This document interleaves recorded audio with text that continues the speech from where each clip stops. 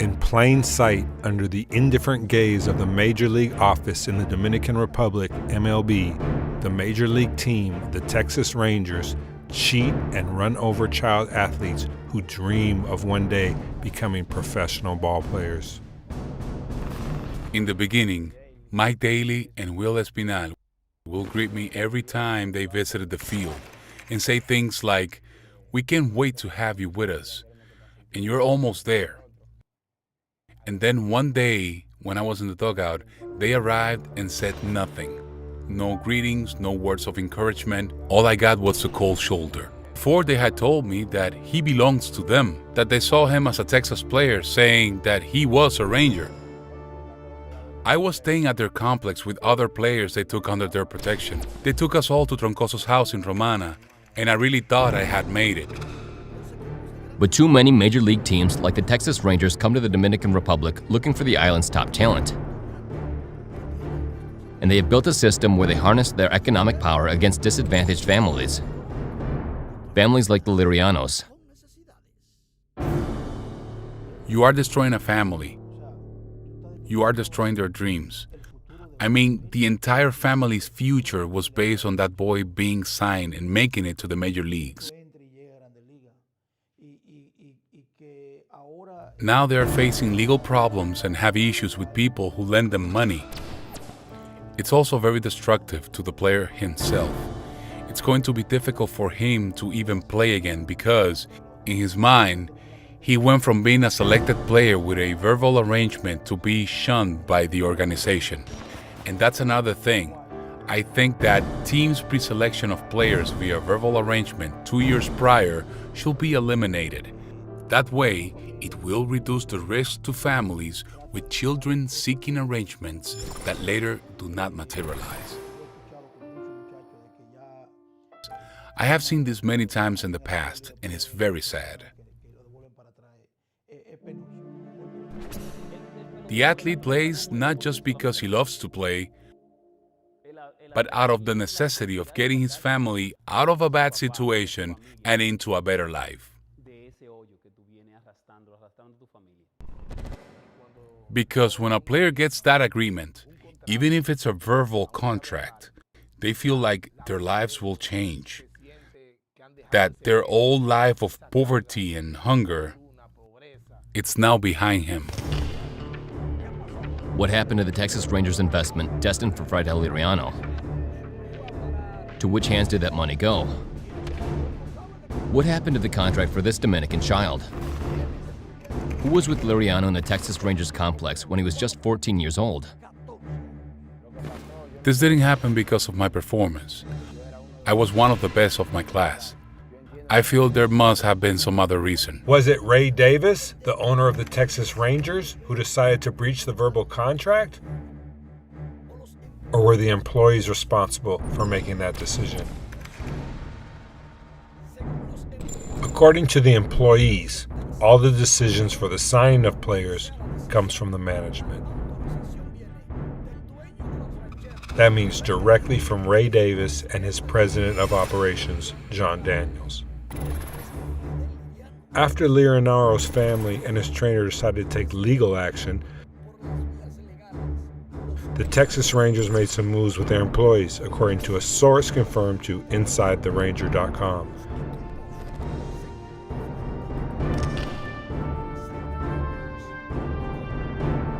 The former assistant general manager, Mike Daly, the lead author of the Liriano Case, was unexpectedly moved to the San Diego Padres, leaving behind more than 15 years of service to the Texas Rangers. The issue here is that, looking at it from a legal point of view, there is some sort of crime in action. It's a very difficult and hazardous situation for these families. And the Republic does not prohibit these teams from behaving in this manner because baseball is a huge business, with hundreds of millions of pesos from the MLB being filtered into the country's economy. But the thing is that he is a boy, a child, and so he belongs to the state and should be protected. In a statement in the digital newspaper Dario Libre, MLB executive Omar Minaya recognizes verbal contracts with children as young as 12 and 13 years old.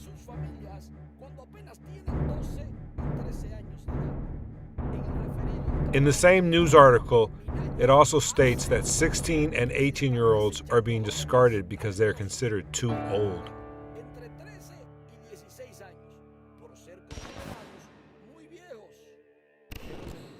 If all goes well for a player, on July the 2nd you get paid. All is good, and there is lots of joy. The player gets their name in the newspaper, and suddenly the dream is realized. But on the other hand, when you're not selected after being made to believe that you were, there will seem to be some sort of malpractice going on that, unfortunately, no one dares to talk about to avoid harming the business. The scouts go to the training fields to check on the players, gifted young players with promising futures, and offer them to pre-sign with the teams. Amounts are established and prior negotiations are settled, making the player unreachable to other teams' offers. Every time a major league team reneges on verbal contracts, kids get sidelined. No other organization will make them an offer, and even worse, at that age, their market value is reduced to zero. Would the Major League Draft be the salvation of the baseball children of the Dominican Republic? These young prospects like Liriano are victims of verbal contracts by teams like the Texas Rangers.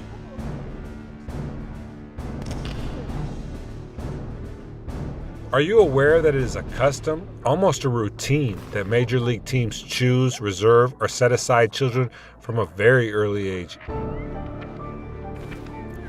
After the player is pre-selected, they have to go wherever they are asked.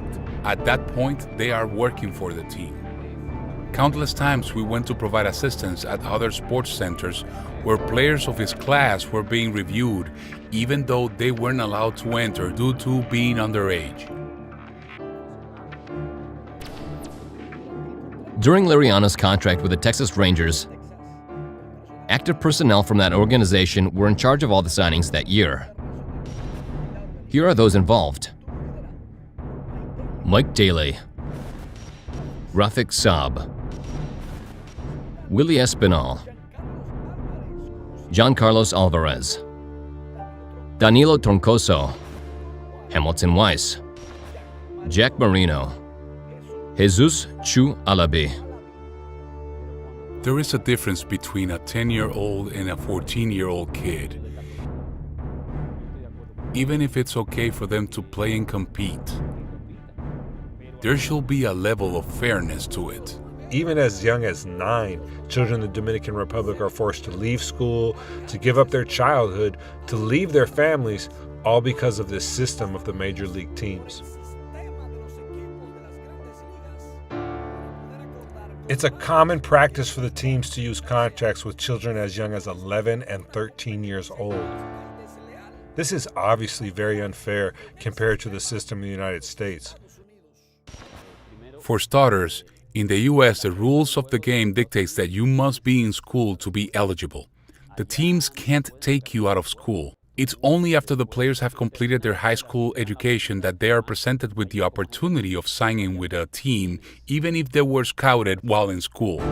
The difference between the Dominican player and the US player is that the Dominican player has to drop everything, including their schooling, to fully dedicate all of its time to develop his skills in baseball. What will happen to these Dominican children and their families? You feel betrayed as a father, with no support from the state and no major league agreement.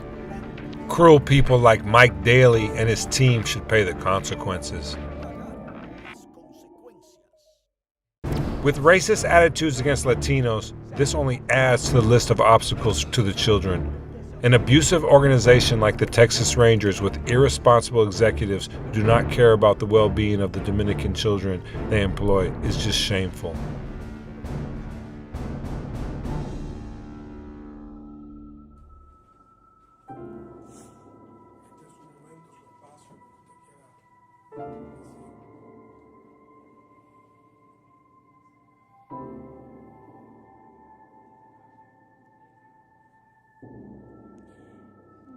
I just pray to God for this situation to be over.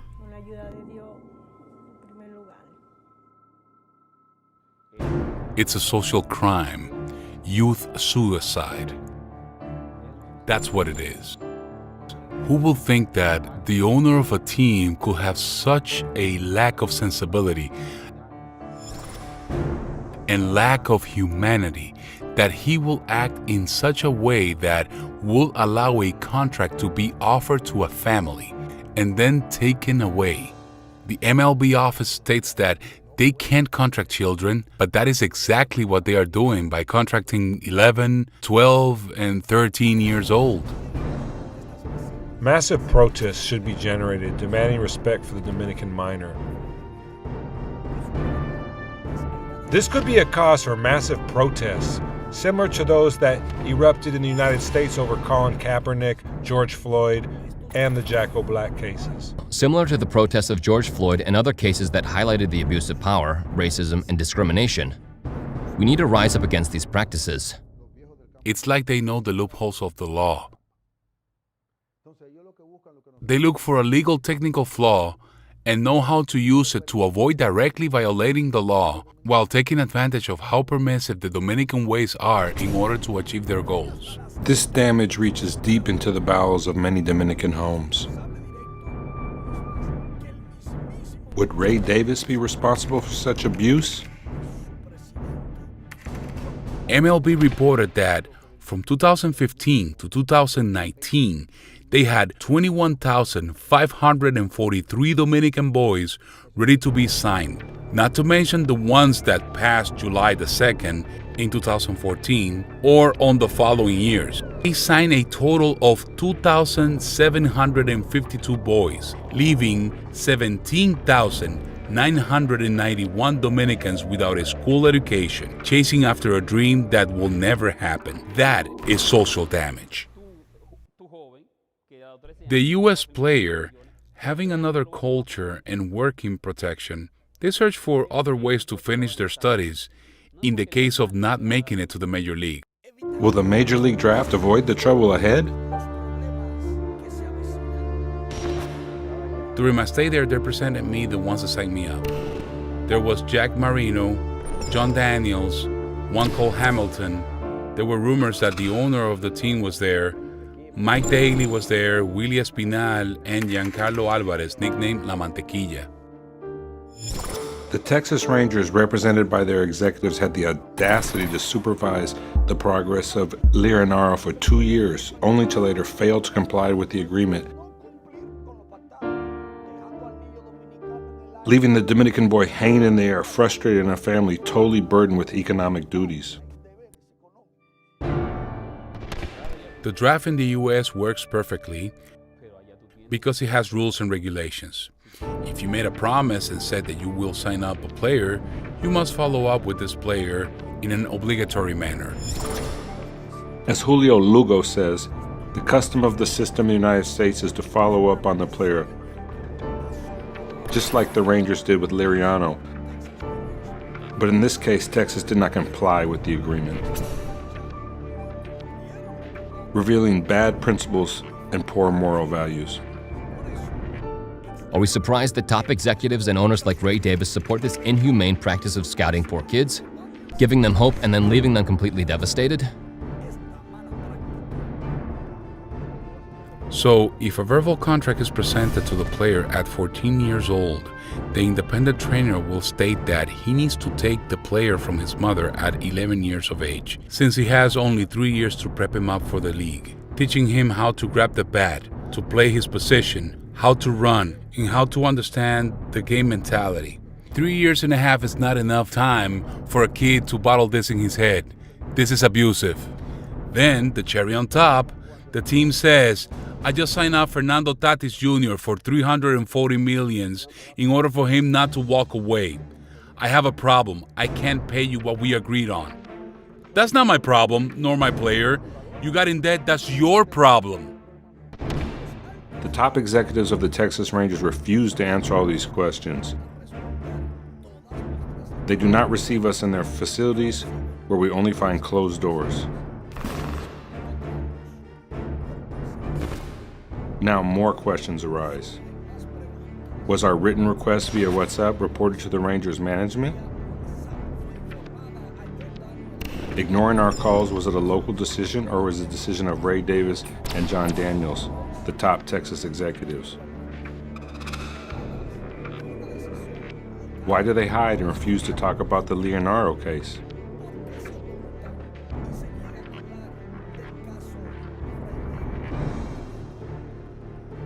It is a constant in the Dominican Republic that the professional baseball industry chooses its next players from the age of 11 on.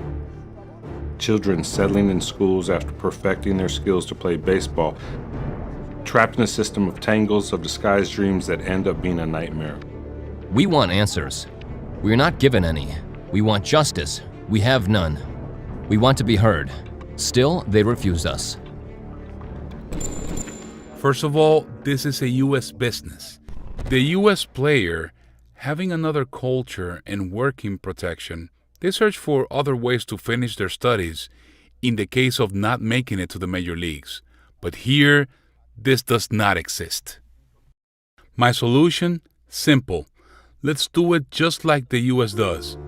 You cover the studies of the boys, and you sign them up at 17. You prep them academically for the future because when the study habit is lost at 13 or 14 years old, it's very difficult to study again when the 17-year-old mark is passed.